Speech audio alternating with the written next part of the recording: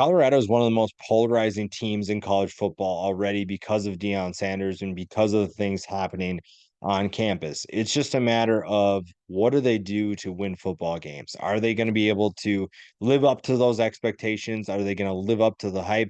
Or is it going to take some time? We're going to take a look at 10 players that will give us that answer. And we'll start with the offensive side of the ball. Xavier Weaver comes in from USF, showed flashes at times of what he could do. It's just that he wasn't in an offense that was giving him many opportunities. He wasn't with a quarterback that was consistent. He wasn't with a quarterback that was there for long. It feels like it was a rotating door of quarterbacks at USF. And now he gets an opportunity to have some stability, to be in an offense that can showcase his skill and show what he can do a little bit better than what we saw in his time with the Bulls. A player that they got in recruiting is five-star cornerback Hermione McLean, a guy who can pair with Travis Hunter to give the Buffs one of the best tandems in college football at cornerback. And again, this is a group that I'm interested to see how good are they actually going to be. McLean is a perfect example of that. Do I think he can compete right away? Yes. Do I think that this defense is going to be electric right away and stout stopping teams? No. I think that you need a lot of time to figure things out, to get chemistry. You don't just bring in 70 players and magically figure everything out. It's not a video game. You can't just bring in that many new guys and expect things to work out. Now, the future is very bright, but I think this year we need kind of like reel in these expectations of what we should expect. But Cormani McLean is an exciting player, one of the best recruits in the country, commits to Dion, and you look at what Travis Hunter did. If they can replicate that in Cormani McLean, throwing on the Buffs in 2024, not going to be a fun endeavor. Ty Jolson comes to Colorado as well from West Virginia. Got beat out at West Virginia, but I think that there were some other things going on as well that led to his inconsistent play. Now he gets a fresh opportunity. He can be back to 100%. And you've seen the disruptiveness that he can play with. 6'4", 255 pounds, could be an explosive weapon for a defense that needs to be more disruptive. And it's honestly, both sides of the ball it's so weird because we talk about returning starters and who's coming back and who's not. Colorado is just going to look like a completely different team, almost like you just don't even recognize them anymore. Another player that fits in that category is Cameron Silman Craig. The safety comes in from Jackson State, follows Dion to Colorado, and he's an experienced player that can be a contributor right away. He's going to bring that culture with him. He knows what Dion expects. He knows what it needs to be done to win football games and how to get everyone else up to speed.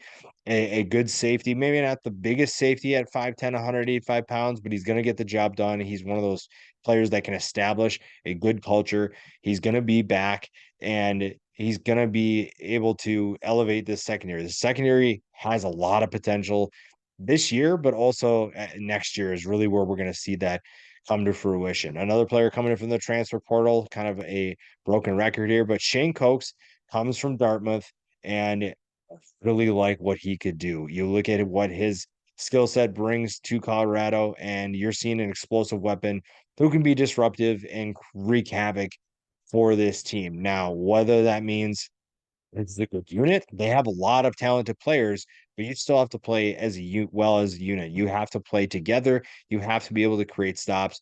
Shane Cokes is a guy that can do that. One of the best additions for Colorado that's not getting talked about enough. There's a lot of good additions, but one that is not getting talked about enough is Alton McCaskill. The Houston transfer at one point was going to be one of the best running backs in college football before he tore his ACL before the 2022 season. He is back to 100%, and he's ready to show everyone that he is a beast to tackle. Not only does he have the power to be able to run people over, he has good quickness and good vision to be able to create extra yards after contact and make a ton of big plays. That's going to be a big thing for this offense to be able to give them some balance and open things up for the passing attack.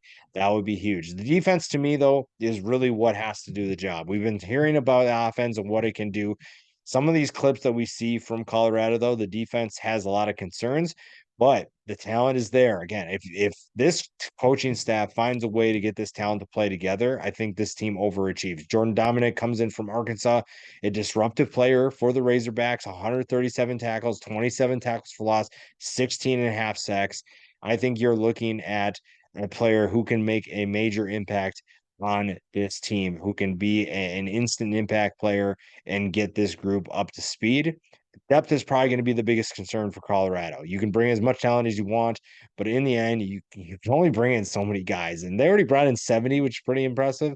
But do they have the depth, or are these pieces that you're just filling out a roster with? That's going to be the biggest question that needs to get answered, and we'll probably find out soon enough. Another player, we're getting into the final three transfers here, the three that probably deserve the most recognition. Jimmy Horn was the first Colorado player to earn his single digit number. That says something. If you're a player coming into Dion's program where they don't just give anything out, you have to earn it. And the fact that he was able to do that first says a lot about his talent. 5'10, 170 pounds, another USF transfer that didn't get utilized as much as he should. You could see a big year from Jimmy Horn, and that would be really exciting if you're a Colorado fan. We talked about Travis Hunter before. The cornerback slash wide receiver is one of the few players that we've seen in college football history that will play both sides of the football. How good he can be, we're not sure. Everybody seems to believe that he is the real deal, and we saw what he could do at Jackson State. The flashes are definitely there. We've seen some of these off-season clips too. The talent is there. This is a kid who is extremely good at what he does on both sides of the football. Cornerback, I think he maybe is a little bit better, but we will see what he can do when he plays both sides of the ball. This is a team that might need to utilize him a little bit more on the offensive side of the ball, but he is someone who can handle that type of pressure. Another type of a player that will handle some of that pressure is Shadur Sanders, Dion's son, who had a big year for Jackson State last year, 3,700 yards, 40 touchdowns. Can he replicate that at the Power Five level? He is someone that a lot of teams wanted, and he ultimately chose Jackson State. Now he's following his dad to Colorado, and we will see what the Power Five has in store for him. Again, this is a team that has plenty of talent. They are not short on talent whatsoever. They are not going to struggle to be able to put a talented team on the field. It's just a matter of winning football games and finding that cohesion. If they're able to do that, this will be a team that exceeds expectations. But for now, it feels like this is a team that just needs 1 year to get everything going, to get their feet wet, to get to know each other. And then in 2024, we'll really see what they're made of.